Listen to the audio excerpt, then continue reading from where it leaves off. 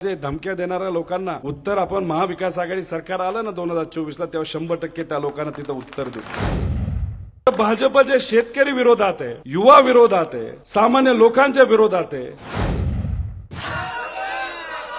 आज तुमच्या सर्वांच्या उपस्थितीमध्ये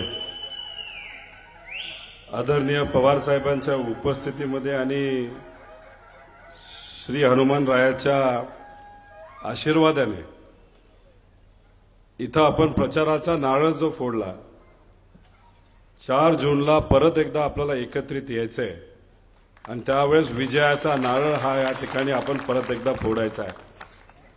आदरणीय पवार साहेब आपल्या सर्वांची संवाद साधण्यासाठी इथं आलेत। आमदार संजयजी जगताप उपस्थित सर्वच मान्यवर माझे कुटुंबीय आपल्या या तालुक्यातले आणि आसपासच्या तालुक्यातले सर्व नागरिक, सर्व पक्षाचे पदाधिकारी, निष्ठावंत कार्यकर्ते, पत्रकार, उपस्थित सर्व स्वाभिमानी नागरिक बंधू आणि भगिनींनो,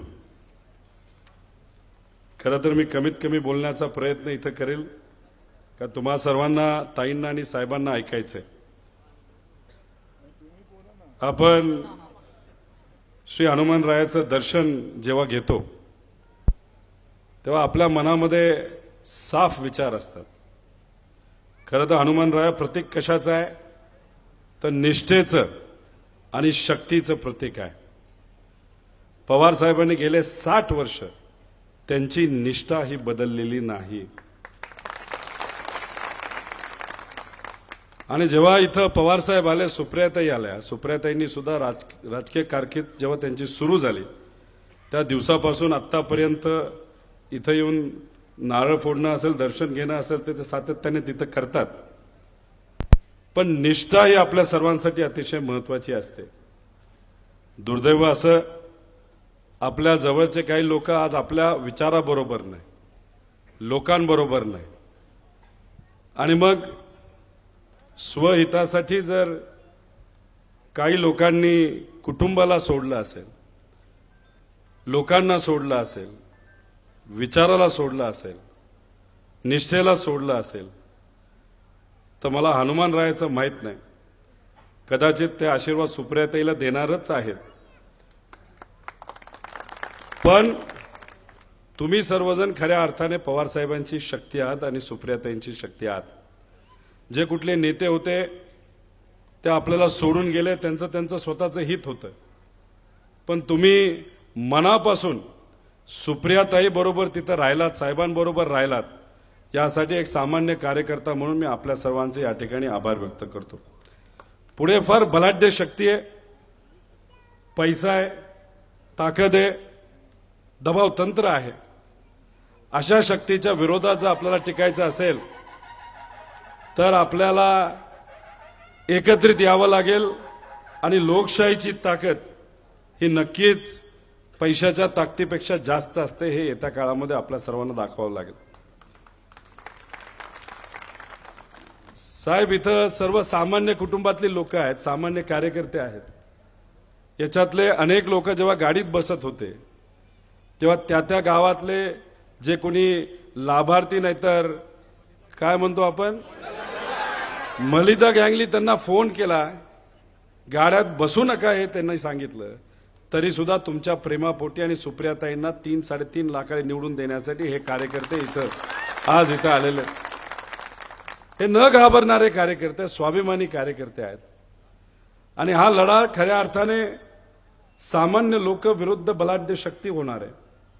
मलिदा गँग विरुद्ध सामान्य लोक, सामान्य कार्यकर्ते होणार आहे। आणि याच्यासाठी तुम्हा सर्वांना अजून येत्या काळामध्ये जेवढी जास्त ताकद लावता येईल ती तुम्ही लावावी अशी विनंती इथं करतो। आणि ही विनंती करत असताना अजून एक गोष्ट इथं सांगतो, साहेबांच्या मार्गदर्शनाखाली येत्या काळामध्ये जिल्हा परिषद असेल, पंचायत समिती असेल, कारखाने असेल, दूध संस्था असतील, कॉर्पोरेशन असेल, नगर परिषद, नगर पंचायत, ज्या कुठल्या इलेक्शन असतील त्याच्यामध्ये 100% तुमच्या पाठीमागे आम्ही सर्वजण राहू असा शब्द या ठिकाणी देतो। काही लोकांना धमक्या दिल्या जातात, डिप्या काढल्या जातात, पोलिसांकडून धमक्या दिल्या जातात, पाणी येणार नाही, आता जे पाणी येतं ते आम्ही बंद करू. मला इथं असणाऱ्या सर्व लोकांना सांगायचे, धमक्या देणाऱ्या लोकांना उत्तर आपण महाविकास आघाडी सरकार आलं ना 2024ला, तेव्हा 100% त्या लोकांना तिथं उत्तर देऊ. पण पाण्यावर तुमचा अधिकार आहे, लाईटीवर तुमचा अधिकार आहे, आणि ज्या काही सुविधा सरकारकडनं मिळतात त्याच्यावर तुमच्या सगळ्यांचा अधिकार आहे. आणि ह्या लाभार्थी गँग तुम्हाला कितीही काही सांगितलं तरी तुमच्या ह्या सगळ्या ज्या शासनाच्या सेवा असतात त्या तुमच्यापासून कुणीही काढून घेऊ शकत नाही. काढून घेण्याचा प्रयत्न जर केला आणि तिथं आंदोलन करण्याचा विचार आला तर हजारोच्या संख्येमध्ये सामान्य कार्यकर्ते म्हणून आपण तिथं राहूच. पण त्या कार्यकर्त्यामध्ये आम्ही आणि सुप्रियाताई सुद्धा 100% आणि युंगेदन सुद्धा तिथे 100% असेल असा शब्द या ठिकाणी देतो. त्यामुळे एक प्रश्न करतो की 7 तारखेपर्यंत तुमच्या भावाला, तुमच्या बहिणीला, तुमच्या वडिलाला, तुम्हाला स्वतःला जर कोणी त्रास देण्याचा प्रयत्न करत असेल, अडचणीत आणण्याचा प्रयत्न करत असेल तर मग तुम्ही प्रचार थांबवणार का अजून ताकदीने प्रचार चालू ठेवणार? काय करणार तुम्ही सगळेजण? काय लोक पळून गेले तर तुम्ही पळून जाणाऱ्यापैकी एक आहात का लढणाऱ्यापैकी एक आहात? लढायचं ठरलंय ना आपलं, नक्की का? अहो, भाजप असं एक पार्टी आहे, ते काय करतं, लोकनेत्याला जवळ करतं आणि संपून टाकतं. पवार साहेब या वयामध्ये लोक वय काढतात ना, 84 वयामध्ये 50 ते 60 सभा आदरणीय पवार साहेब अख्ख्या महाराष्ट्रामध्ये तिथं घेणार आहेत. त्यामुळे पवार साहेब या मतदारसंघामध्ये सुप्रियाताईंचा प्रचार करण्यासाठी तिथं नसणार आहेत. मग प्रचार कुणी करायचा आहे? कुणी करायचा आहे?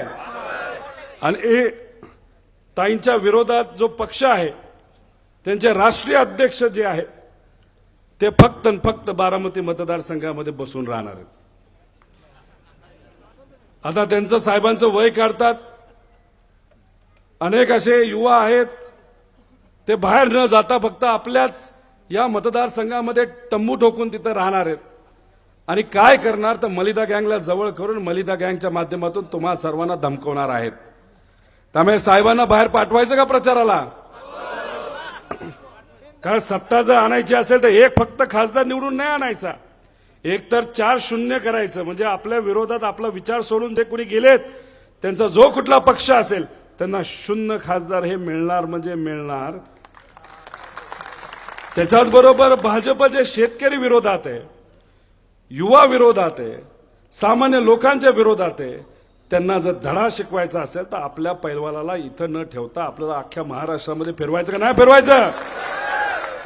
मग साहेब जर बाहेर जाणार असेल तर जबाबदारी आपल्या सर्वांना घ्यावी लागेल. मी पदाधिकाऱ्यांना विचारतो, तुम्ही ही जबाबदारी घेणार आहात का? आता कार्यकर्त्यांना, नागरिकांना विचारतो, तुम्ही ही जबाबदारी घेणार आहात का? माझ्या माता भगिनी इथं आहे, जे काही पेट्रोल आणि गॅसचे रेट वाढलेले आहेत, बदला आपल्याला घ्यायचा का नाही घ्यायचा? कालच्या सभेमध्ये काय मोठी सभा झाली त्यांची, लांब लांब खुर्च्या ठेवावं लागल्या. जाऊ द्या, त्याचं काय मी म्हणत नाही. गर्दी खूप झाली, त्यात काही कार्यकर्ते आपण असेच सोडले होते. त्याच्यात कोण कोण कसं कसं कुठून कुठून आलेलं याचा अंदाज आहे मला. त्यामुळे कुठल्या कारखान्याचे कुठले कामगार तिथं आले याच्याबद्दल आपण बोलणार नाही. पण महत्वाचं काय की तुम्ही सर्वजण स्वतःच्या खर्चाने काल पुण्यामध्ये तिथं आलात, त्यासाठी पुनश्च एकदा मी आपल्या सर्वांचे आभार व्यक्त करतो. आणि काल सभेमध्ये सर्व बोलत असताना मोदींच्या विरुद्ध राहुल गांधी अशी काहीतरी ती लढाई असे म्हणतात. 2014ला तुम्ही टीव्ही बघा, मोबाईल बघा, काही बघा, त्याच्यावर हवा कोणाची होती? कोणाची होती हवा?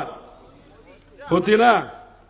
मग 2019ला सुद्धा हवा होती. लोक काय म्हणले? एकदा निवडून दिलं, अजून एकदा निवडून देऊ. मग परत चर्चा 2019ला सुरू झाली की चला फिर एक बार मोदी सरकार आणि जे काय असेल ते. आता तशी परिस्थिती आहे का? आता कुठेतरी तुम्हाला काय ऐकू येतंय का? अहो, काल एका फार मोठ्या संस्थेचा रिपोर्ट आला. त्या रिपोर्टमध्ये काय आले की त्याच्यामध्ये भाजप आणि मित्रपक्ष हे कुठेतरी 44% त्यांचे खासदार निवडून आहेत. आणि आपले जे इंडिया आघाडीचे जे आहेत, महाविकास आघाडीपासून इतरही मित्र पक्ष आहेत जे संविधान वाचवण्यासाठी लढत आहेत, सामान्य लोकांचं हित जपण्यासाठी लढत आहेत, त्यांचा आकडा हा 43%, 1% फक्त फरक आहे. आणि मग त्यांचे किती निवडून येऊ शकतात तर जास्तीत जास्त कुठेतरी 250च्या आसपास. आणि आपण काय खूप लांब आहे असं नाही, आपण 245च्या आसपास आहे. म्हणजे सरकार एक हाती त्यांचं येणार नाही. तिथं बरेच त्यांचे मित्रपक्ष असतील आणि ते एकत्रित येऊन त्यांचं तिथं सरकार येणार आहे. आणि अशी परिस्थिती जेव्हा भाजपची होईल, राहणार आहे का तेवढी मोठी छाती त्यांची? काय होणार मग? ह्याला धर त्याला धर. आणि त्यांच्या बरोबर गेलेले त्यांचे मित्रपक्ष, त्यांचा सुद्धा अपमान अनेक वेळा केलेला आहे. ते त्यांच्याबरोबर किती दिवस राहतील असं वाटत नाही. त्यामुळे जेव्हा इंडिया आघाडी तिथं निवडून येईल, त्यांचे काही मित्रपक्ष हे आपल्याकडे येतील आणि त्यावेळेस तिथं सोनिया गांधी मॅडम असतील, पवार साहेब असतील, उद्धव ठाकरे साहेब असतील आणि इतर सर्व पक्षाच्या नेत्याच्या मार्गदर्शनाखाली या देशामध्ये सत्ता कोणाची येणार आहे, तर आपल्या विचाराची सामान्य लोकांची सत्ता आल्याशिवाय राहणार नाही, हे आपल्या सर्वांना सांगतो.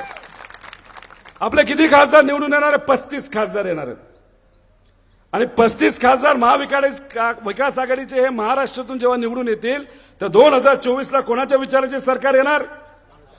कोणाच्या? तुमच्या आपल्या सगळ्यांच्या विचाराने. त्यामुळे हा लढा कितीही मोठा असला तरी आपल्याला तिथं एकत्रित येऊन तिथं लढायचंय. त्यामुळे जाता जाता मी आपल्या सर्वांना एवढंच सांगेल, त्यांच्या भाषणामध्ये काही ते बोलतील, ते म्हणतात भावनिक करू नका. आम्ही थोडी भावनिक करतोय, तुम्हीच कुठेतरी भावनिक करण्याचा एक विषय करताय.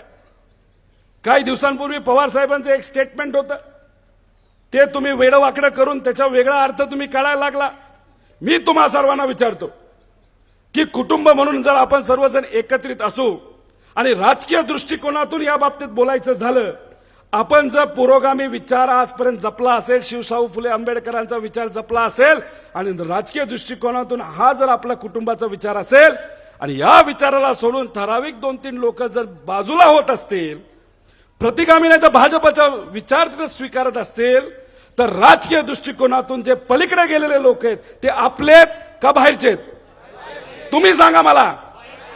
मग पवार साहेबांचं हेच म्हणणं होतं, बारामतीच्या लोकांनी, या महाराष्ट्राच्या लोकांनी आतापर्यंत कुठला विचार जपला असेल तो आहे पुरोगामी विचार, शिवशाहू फुले आंबेडकरांचा विचार. आणि भाजपचा विचार कुठला आहे? तो प्रतिगामी विचार. आपल्यातले लोक जे 35 वर्ष साहेबांबरोबर होते, नेते होते, मंत्रीपद दिली, मोठी मोठी पदं दिली, विकास जर केला असेल तर साहेबांच्या मार्गदर्शनाखालीच त्यांनी केला. आणि आता कुठे जाऊन बसलेत?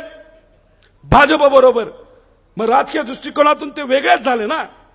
मग या शब्दाला तुम्ही कुठेतरी बदलताय आणि मग कुठेतरी एक वातावरण वेगळं करण्याचा प्रयत्न तुम्ही करताय. आणि हे करत असताना तुम्ही काय उदाहरण देताय? द्रौपदीचं उदाहरण. अहो, महाभारत याचा इतिहास आपल्याला माहिती आहे का? तुम्ही द्रौपदीचं उदाहरण दिलं ते चुकीचं तिथं दिलेलं आहे. सर्वात उत्कृष्ट उदाहरण पतिव्रतेचं जर कुठलं असेल तर ते द्रौपदी आहे. आणि त्यांची लाज वाचवण्यासाठी श्रीकृष्ण स्वतः तिथं आले होते, हे सगळ्यांना माहिती आहे. त्यामुळे तुम्ही उदाहरण देत असता महाभारताचं उदाहरण तिथं दिलं. त्या उदाहरणामध्ये अजून एक उदाहरण तुम्ही लक्षात ठेवा, ज्याला श्री हनुमानरायाचं सुद्धा आशीर्वाद आहे, तो म्हणजे निष्ठा. की तर कौरव विरुद्ध पांडव झालं होतं, कौरवाकडे मोठी सेना तिथं होती आणि आज ह्यांच्याकडे मोठी सेना आहे नेत्यांची. आपल्याकडे काय आहे? तर निष्ठावंत कार्यकर्ते आहेत. विजय कोणाचा झाला होता? विजय कोणाचा झाला होता? मग विचाराचाच झाला होता ना. रामायणाच्या बाबतीत बोलायचं झालं तरी रावणाकडे मोठी सेना होती, मोठी ताकद होती. महिलाचा अवमान त्यांनी केला आणि कोणाला तिथं त्यांना कोणाच्या विरोधात ते लढले? सामान्यच लोक ना. आणि विजय कोणाचा झाला? निष्ठेचा झाला. त्यामुळे हनुमान रायास आशीर्वाद कोणाला देणार? निष्ठावंतांना देणार. त्यामुळे हेच आपल्या सर्वांना सांगायचं. आणि नंतरच्या काळामध्ये कुठलंही इलेक्शन आलं त्या बाबतीत आपण सर्वजण हे निश्चिंत राहावा. आपण सर्वजण तुमच्या बरोबर आहोत आणि एकत्रित आपण ही लढाई जिंकूच. पण त्याच्यानंतर विधानसभा असेल, त्यानंतर कुठलीही इलेक्शन असेल, की इथं असणाऱ्या कार्यकर्त्यासाठी हे आम्ही सर्वजण कार्यकर्ते म्हणून तुमच्या पाठीमागे भक्कमपणे तिथं उभं राहू, असा शब्द या ठिकाणी आपल्या सर्वांना देतो. आणि हे जे पाणी थांबू, हे करू, ते करू, जे काही लोक म्हणतायत, त्यांना मला एवढंच सांगायचंय, सत्ता आमची येणार आहे त्यावेळेस तुम्ही अजिबात आता बघा तुमचं काय करतो आम्ही. आणि राहिला प्रश्न अधिकाऱ्यांचा, पोलीस अधिकाऱ्यांचा, सगळेच तसे असं मी म्हणत नाही, पण पोलीस अधिकाऱ्यांना सुद्धा मी विनंती करायची की आमच्या कार्यकर्त्यांना चूक नसताना सुद्धा जर तुम्ही त्यांना अडचणीत आणण्याचा प्रयत्न करत असाल, त्यांच्यावर जर कारवाई तुम्ही खोटी करत असताल, याद राखा 2024ला आमचं विचाराचं सरकार येतंय आणि आमच्या विचाराचं सरकार आलं तर त्यांना आम्ही तिथं सोडणार नाही. त्यामुळे या निष्ठेच्या लढाईमध्ये, विचाराच्या लढाईमध्ये शेवट जाता जाता तुम्ही सर्वजण आपापलं बूथ आणि आपापलं गाव हे नक्कीच राखणार का? तिथं जर कुणी आपलं बूथ ताब्यात घेण्याचा प्रयत्न तिथं करत असेल, लाभार्थी गँगपैकी नाही तर मलिदा गँगपैकी, तर तुम्ही एकत्रित येऊन बूथचं तिथं काळजी घेणार का? गावाची काळजी घेणार का? आवाज दाबण्याचा प्रयत्न केला तर लढायला तुम्ही तयार आहात का? सकाळी 7 वाजल्यापासून संध्याकाळी 5 पर्यंत त्या बूथवर जर कुणी मनमानी नाही तर दडपशाही करण्याचा प्रयत्न करत असेल तर तिथं तुम्ही सुप्रियाताईंच्या वतीने लढायला तयार आहात का? आणि शेवट परत एकदा विचारतो, साहेबांनी अख्ख्या महाराष्ट्रात फिरायला गेलं पाहिजे का? त्यामुळे साहेब बाहेर जाणार आहेत आणि आपल्या विचाराचे अनेक खासदार निवडून आणणार आहेत. काही नेते फक्त बारामतीत बसणार आहे आणि बारामतीत जे नेते बसणार आहेत त्यांना तिथं कोण त्यांच्या पुढे लढणार आहे? तर आमचे हे सामान्य कारते तिथं लढणार आहेत. कारण विचार बदललेला नेत्याबद्दलचा विषय नाही, पण विचार बदलण्याचा विषय आहे आणि विचार हा आमच्या सर्वांसाठी महत्वाचा आहे. एवढंच या इलेक्शनमध्ये आपल्या सर्वांना दाखवून द्यायचंय. आणि हे इलेक्शन पवार साहेब विरुद्ध भाजप आहे आणि भाजपने जो अन्याय आपल्या सर्वांवर केलेला आहे ते या इलेक्शनमध्ये कमीत कमी सुप्रियाताईला किती निवडून द्यायचंय? अरे काय राव 3 लाख. इंदापूरचे पदाधिकारी तिथे 1 लाखाली फक्त 1 तालुका निवडून देतोय. बारामती तालुक्याला 1,20,000चं लीड सुप्रियाताईंना दिलं होतं का नव्हतं? विधानसभेला तुम्ही किती लीड दिलं होतं? 1,65. मग 1.5 लाख अपेक्षा करणं काय चुकीचं आहे का? अचीव केलं ना. मग बारामती विधानसभेतून सुप्रियाताईंच्या लोकसभेला किती लीड देणार आपण? किती? अरे काय आत्मविश्वास आहे. अरे बाबा 1.5 पर्यंत आपण थांबू, 2 नको. किती? किती? म्हणजे प्रत्येक गावातून आपल्याला कमीत कमी 40% मतदान हे सुप्रियाताईंच्या बाजूला वाढवायचंय आणि ते तुम्ही सर्वजण वाढवाल असा विश्वास इथं व्यक्त करतो आणि थांबतो. जय हिंद, जय महाराष्ट्र, जय स्वाभिमान. देश विदेशातील प्रत्येक घडामोडींचे लाईव्ह अपडेट मिळवण्यासाठी आता साम टीव्हीच्या सर्व सोशल मीडिया प्लॅटफॉर्मला लाईक, फॉलो आणि सबस्क्राईब करा. तसंच सर्व नोटिफिकेशनसाठी बेल आयकॉन प्रेस करायला विसरू नका.